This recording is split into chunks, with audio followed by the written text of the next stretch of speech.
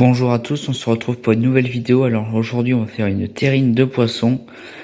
Donc c'est la base pour une terrine de poisson. Mais après vous pouvez mettre plein de choses dedans. Vous pouvez mettre des légumes style poivron, butternut, carottes, des herbes différentes, basilic, etc. Donc moi c'est une terrine de poisson assez simple avec juste du saumon aussi que vous pouvez rajouter en deuxième poisson. Moi j'ai décidé de la faire à la mangue parce que j'avais de la mangue à cuisiner. Donc vous pouvez remplacer la mangue par un autre ingrédient pour aromatiser votre terrine de poisson. C'est assez libre.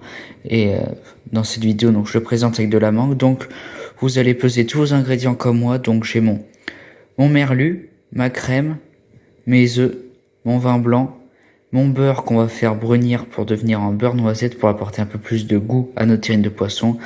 Et ici, mon assaisonnement, alors on voit pas très bien, mais il y a 6 boulettes de sel et poivre avec les proportions qui sont dans la description. Donc on est parti. On va commencer par couper notre poisson puisqu'on va pas le mettre dans notre robot coupe des morceaux comme ça.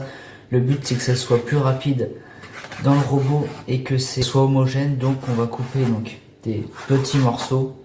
Donc il n'y a pas forcément de taille idéale. Je vous montre juste grossièrement comment je le coupe en petits cubes.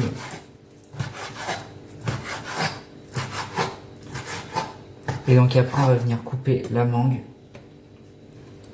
Donc je vais tout m'effiler comme ceci et on se retrouve pour la mangue. Donc on est parti pour couper la mangue. Alors moi c'était de la mangue congelée. Il suffit que j'ai déjà des petits cubes, mais je vais vraiment venir les tailler pour que ça soit des petits cubes qui soient sympas visuellement. Mais je vais pas laisser des gros morceaux comme ceci puisque ça ferait vraiment trop gros en bouche.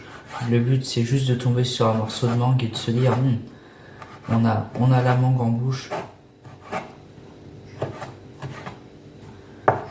Vraiment chercher à faire des petits cubes.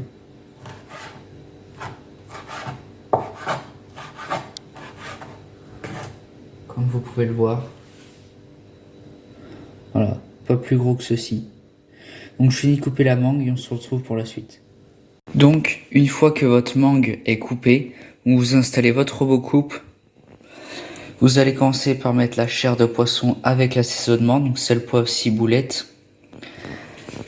Après, une fois que ça sera bien mixé, vous allez mettre la crème en filet, puis les œufs, le vin blanc après, et la mangue se mettra à part, se mélangera à la spatule pour pas qu'en fait ça rentre dans l'émulsion. Le but c'est de retrouver des marqueurs, donc ça sera mélangé à la farce juste après. Mais avant de commencer, vous allez mettre votre beurre sur le gaz pour le faire fondre, qu'il devienne noisette, pour apporter un petit goût supplémentaire comme je l'ai dit tout à l'heure.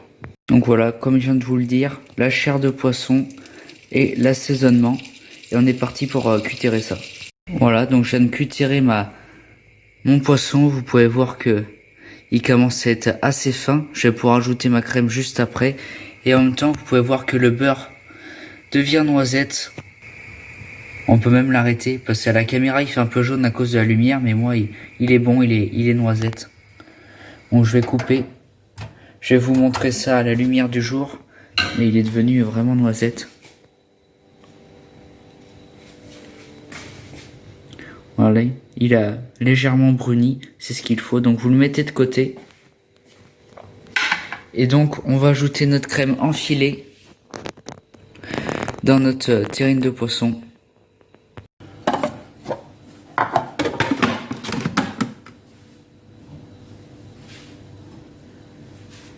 Donc mettez-vous juste à côté les œufs, la crème et le vin blanc, tout ce qui va rentrer dans l'émulsion, et on finira par le beurre noisette.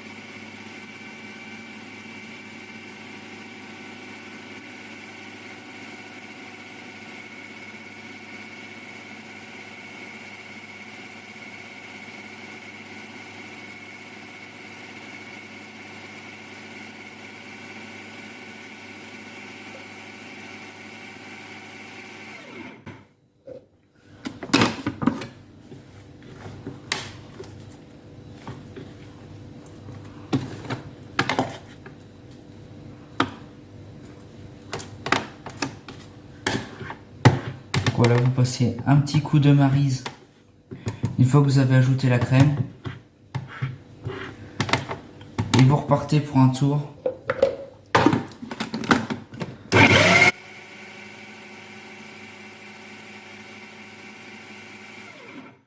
Vous ajoutez les œufs.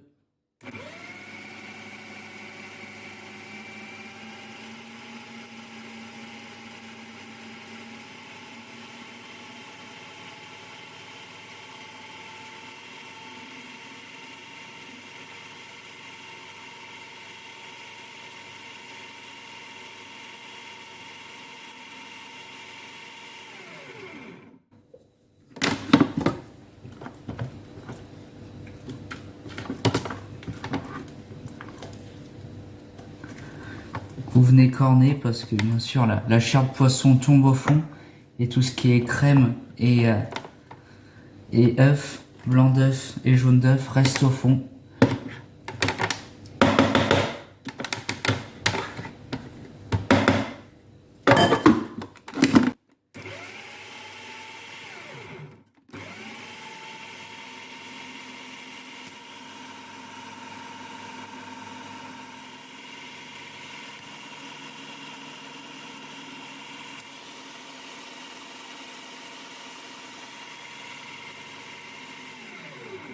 Et une fois que c'est fait, vous allez ajouter votre vin blanc et votre beurre noisette.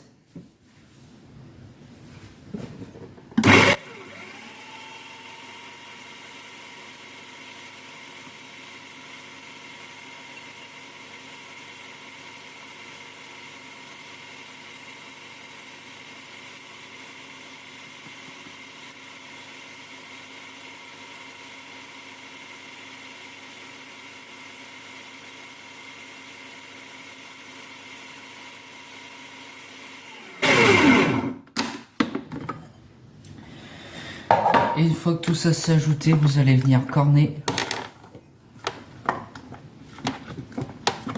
Vraiment bien le fond, c'est très important parce que si jamais vous avez un gros bloc de chair de poisson qui reste au fond, de la crème qui est pas mélangée avec le poisson, ça va créer une différence de texture. Et donc, voilà ma farce, comme vous pouvez la voir. Elle est quand même assez épaisse, un chouïa liquide, mais ça, c'est normal. Elle a vraiment la bonne texture, ni trop liquide, ni trop épaisse. Et donc on va mettre ça dans un autre récipient pour mélanger la mangue. Petite astuce bonus, quand vous cornez une préparation dans une cutter, voyez, vous vous embêtez à corner une fois que vous avez enlevé les 3/4 de la préparation. Alors vous voyez, j'ai fait exprès de pas corner entièrement. Ce que vous allez faire, c'est que vous allez remettre votre couvercle et refaire tourner un coup votre cuve de cutter, ce va en fait avec la force centrifuge va décoller toute la chair de poisson ou n'importe quel aliment qui est resté collé autour de la lame et va venir se coller autour de la paroi, ce qui vous permet au final de juste en marisant votre tour de récupérer l'intégralité de votre préparation sans vous embêter à corner la lame qui est plus difficile à corner.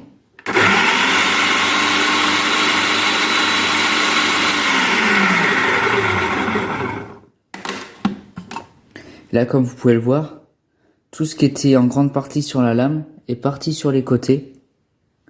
Et ce qui fait qu'on a une lame qui est pratiquement propre. Avant de mélanger les mangues à votre terrine de poisson, vous allez préchauffer votre four à 80 degrés pour la cuisson. Et après, vous allez chemiser votre moule à terrine de poisson. Donc, deux astuces possibles. Donc, vous allez prendre un moule à cake, ça fera très bien l'affaire. Soit vous allez filmer votre terrine avec un filament alimentaire classique pour pouvoir retirer votre terrine de poisson, soit vous graissez votre moule avec une bombe exprès de graisse alimentaire. Vous voyez comme ceci, c'est une bombe de graisse pour démoulage alimentaire. Donc moi je vais faire les deux parce que j'ai pas envie de m'embêter à démouler. C'est-à-dire que je vais graisser mon moule puis le filmer, c'est-à-dire que le film va adhérer à cette graisse là et je n'aurai plus qu'à tirer sur mon film pour retirer ma terrine de poisson.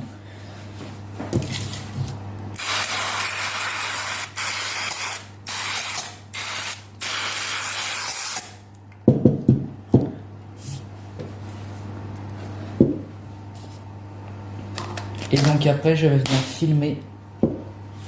Attention au film que vous trouvez en supermarché. Moi, j'ai pris un film à micro-ondes et vous voyez que dans les caractéristiques, où c'est que c'est? Ici, il y a marqué une température maximale d'utilisation 120 degrés. Donc pour une cuisson à 80, il n'y aura aucun impact sur votre terrine de poisson. Alors souvent les charcutiers traiteurs le font avec un film alimentaire professionnel, ce qui veut dire qu'il résiste à la cuisson, même à des températures de réchauffe qui peuvent aller jusqu'à 160, 180 sans souci. Mais pour du film alimentaire que vous trouvez dans le commerce, attention à bien regarder les conseils au dos, parce que certains films pourraient ne pas résister à la température. Et donc le mien, c'est bien marqué 120 degrés, donc pour une cuisson avec un four à 80, il n'y a pas de souci. Je vais venir filmer donc ma terrine. Donc prévoyez assez large comme film. Et après vous allez venir. Hop. Mettre le plus bord à bord possible.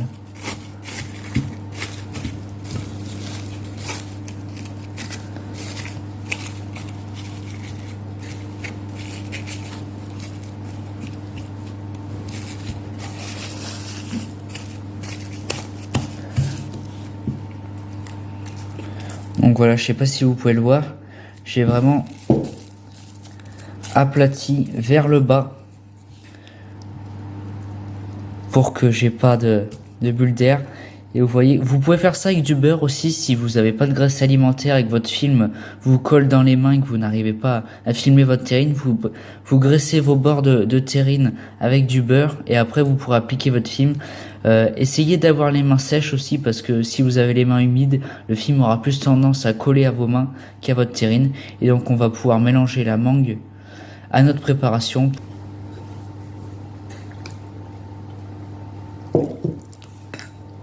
Donc vous voyez, mélange à la maryse parce que sinon on n'aurait pas eu ces jolis petits cubes après cuisson vu qu'ils auraient été mixés.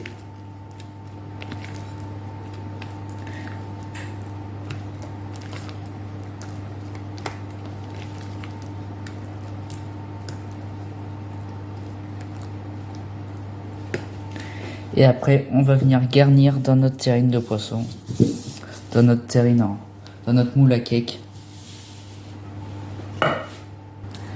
Et après on va la refilmer par dessus pour pas qu'elle sèche. Même si comme vous avez dû lire en description, on va placer un bain-marie dans notre four.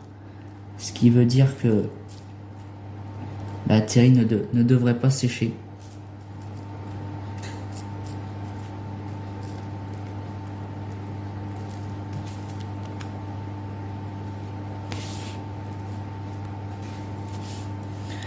Voilà, comme ceci, et on va refilmer par-dessus.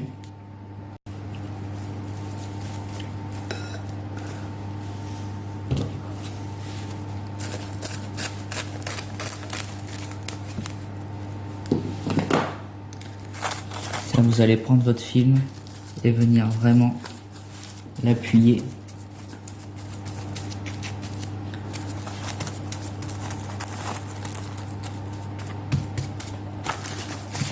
Venir bien souder les bords et voilà, donc on va pouvoir enfourner.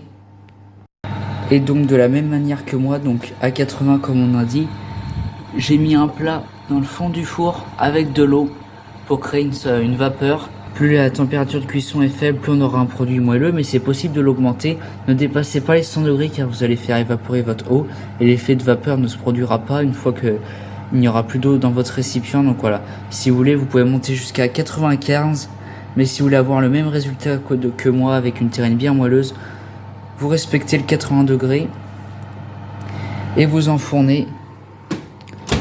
Moi je sonde à cœur ma terrine, c'est-à-dire que je ne me fie pas au temps de cuisson. Donc si vous n'avez pas de sonde chez vous, en fin de vidéo je mettrai le temps exact de cuisson de ma terrine. Donc c'est-à-dire que suivant le four que vous avez, la matière de votre terrine, vous allez avoir à peu près un quart d'heure près la même cuisson que moi. Donc si admettons elle met 1 heure à cuire, vous rajoutez 15 minutes et vous serez sûr que votre terrine à cœur sera cuite. J'ai pas précisé, mais si du coup vous avez une sonde chez vous, vous pouvez sonder à 64 votre terrine de poisson et elle sera cuite.